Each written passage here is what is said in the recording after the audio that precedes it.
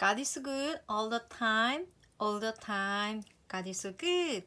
안녕하세요. 조이 해피홈의 조이입니다. 오늘 이 시간에는 결혼하고 싶다. The Minglings of Souls 라는 책을 가지고 여러분과 함께 나누고자 합니다. 결혼하고 싶다 이 책은 매트 챈틀러 님이 지으신 책입니다. 이 책의 내용에는 성경의 아가서의 내용을 가지고 연인의 또한 부부의 그런 삶을 그려내었습니다. 더 성숙한 교제와 성숙한 부부 생활을 원하는 분들에게, 또 연애하고 싶은 분들에게, 결혼하고 싶은 분들에게, 또 아름다운 노년을 원하는 그런 부부에게 권장해드리고 싶은 책입니다. 제가 이 책을 읽으면서 중요하다라고 생각하는 부분에 대해서 제가 정리를 한번 해봤습니다. 그 내용을 같이 나누고 싶습니다. 관계와 성, 친밀함은 하나님의 아이디어이다. 비록 우리의 이기적인 반항이 하나님의 설계에 금이 가게 되었지만 하나님께서는 독생자 예수 그리스도의 삶과 죽음, 부활을 통해 만물을 향한 화해의 문을 여셨다. 아가서에서 우리는 사랑을 속삭이는 한 커플을 만날 수 있다. 그들은 순결한 육체와 싸우고 은혜로운 결혼의 언약을 받아들이고 성이라는 놀라운 선물을 축하하고 함께 늙어가는 법을 배웠다. 그들은 논쟁을 벌일 때에도 서로에 대한 예의를 지키고 언제나 서로를 격려하는 모습을 볼 수 있다. 사귐이 있기 전 사귀고 있는 사람이 평판이 좋고 당신에게 헌신하려 하는 마음과 인내심이 엿보이고 어린 시절 인격과 지혜로 헤쳐나가는 모습을 지켜봤다면 그 사람과 사귐에 대해 고민할 수 있다. 여자를 보호하고 격려하고 지켜야 진짜 남자이다. 여자를 불안하게 만드는 일은 절대 없어야 할 것이다. 여자를 압박하고 불편해서 피하게 만드는 것은 옳지 않다. 여자가 싫어한다고 하면 더 이상 찝적대지 말아야 한다. 여자를 대하는 남자의 태도는 언제나 정중해야 한다. 친구 사이에서 더 발전하려면 서로의 마음이 같아야 한다. 또한 자신에게 무관심한 사람이 아니라 깊이 사랑해줄 사람을 만나야 한다. 우리는 단순히 우리의 관심에 반응하는 사람이 아니라 하나님께 영광이 되는 모습으로 다가오는 사람을 만나야 한다. 솔로몬과 그의 연인은 서로에게 강하게 끌렸고 그 사실을 분명히 알고 있었지만 두 사람의 육체적인 관계가 안전하고 순결했다. 솔로몬은 사람들이 많은 곳을 데이트 장소로 정하고 순결하고 안전한 관계를 주도했다. 친밀함의 욕구 자체는 나쁜 것이 아니다. 다만 결혼하기 전까지 그 욕구를 자제해야 한다.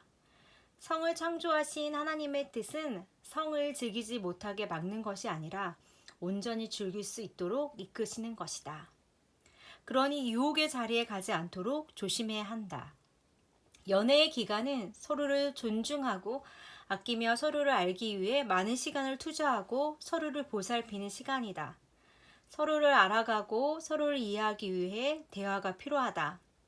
어떤 환경에 자랐는지, 어떤 사건이 삶에 영향을 미치고 또 성장을 돕거나 방해했는지, 현재 어떤 문제가 있는지, 매일의 고난을 어떻게 다루고 있는지, 영적 성장을 위해 서로 격려하고 질책해주는 친구는 있는지, 자신이나 배우자, 가족에 대해 어떤 비전을 품고 있는지, 어떤 미래를 꿈꾸고 있는지, 세상을 향한 하나님의 계획과 그 속에서 자신의 자리를 어떤 식으로 보고 있는지에 대해서 상대방과 대화를 해보기 바란다. 결혼.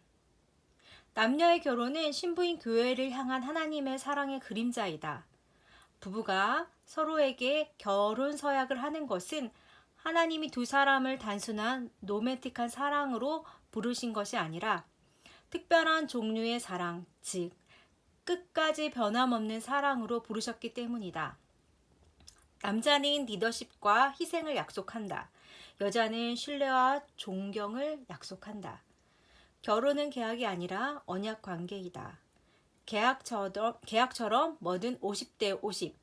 항상 주는 만큼 받아야 한다는 논리는 성립되지 않는다. 배우자 각자 100%에 헌신하는 것이다. 상대방이 100% 헌신하지 않는다 해도 나는 100% 헌신하는 관계이다. 왜냐하면 결혼은 계약이 아닌 언약 관계이기 때문이다. 하나님이 먼저 죄인들을 구원함으로써 은혜의 언약을 보여주셨으니 우리는 상대방이 아무것도 주지 않는다 해도 100% 줘야 한다. 복음 중심의 가정은 아무것도 받지 못해도 전부를 내어주는 가정이다. 그렇게 하는 것이 참된 가정이며 하나님을 영화롭게 하는 길이기 때문이다. 내 힘과 능력을 의지 않고 하나님 중심, 하나님의 능력을 의지하는 것이다. 결혼의 목표는 한 몸이 되는 것이다.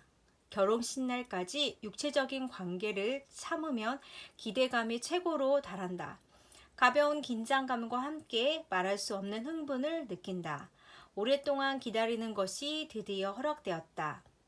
아가서 4장은 하나님이 원하시는 성이 어떤 모습인지 보여준다.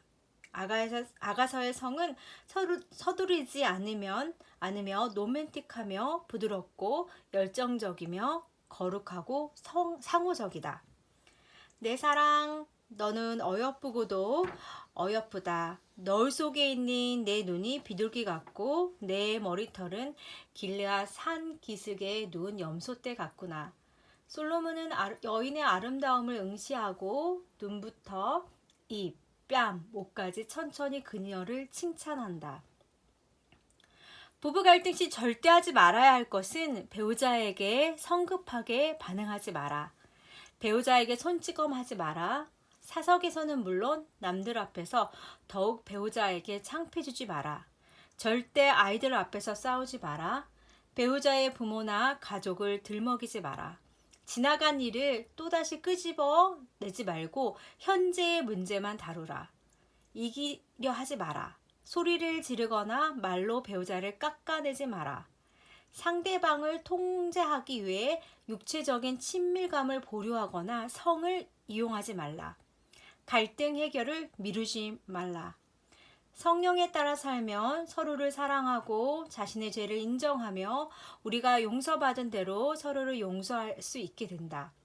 성령님의 도우심으로 서로를 섬기고 서로를 위해 희생하며 서로에게 복종하면 하나님의 뜻대로 가정 안에 기쁨이 가득하며 예수 그리스도께서 영광을 받으실 수 있다. 부부 사이 뜨거운 사랑을 유지하는 열쇠는 노력과 연구와 은혜이다. 배우자는 하나님의 형상을 따라 지음받은 존재이며 독특한 재능과 장점을 가지고 있다. 이런 점을 생각할 때 특히 비가 오나 눈이 오나 사랑하기로 약속했으니 배우자를 기뻐하는 것은 마땅하다. 이것이 우리를 기뻐하시는 그리스도를 본받는 길이다. 나이 지긋한 부부가 공원을 거닐 때 손을 잡고 다정하게 이야기하며 걷는 모습을 보면 언제나 감동을 받는다.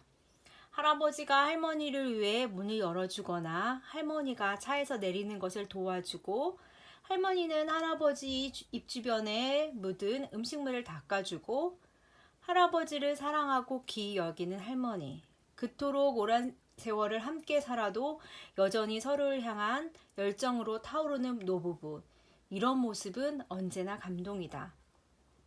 80대에 이르면 많은 것에서 은퇴해야 한다. 배우자를 사랑하는 일에서는 은퇴하지 말아야 한다. 죽는 그날까지 배우자를 열정적으로 사랑하라. 이것이 진정으로 의미하는 장수이다.